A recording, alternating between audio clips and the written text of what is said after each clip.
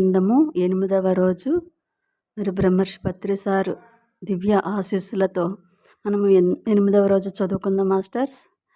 ఆర్ధమనార్ధం భావయ నిత్యం అన్న పద్యాన్ని చదువుకుందాం.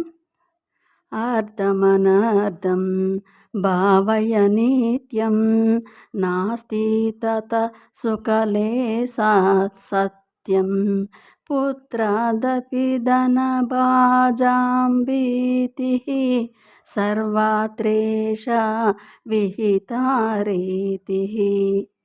దాని తాత్పర్యము, ధనము ఎప్పుడు సుఖహేతువని మరిచిపోకు. దానిలో కొంత సుఖము కూడా లేని మాట వాస్తవము. ధనవంతునికి తన కుమారుడి నుంచి కూడా భయము కలుగుతూ ఉంటుంది. ఎక్కడైనా ఇదే పరిస్థితి. Okay, thank you.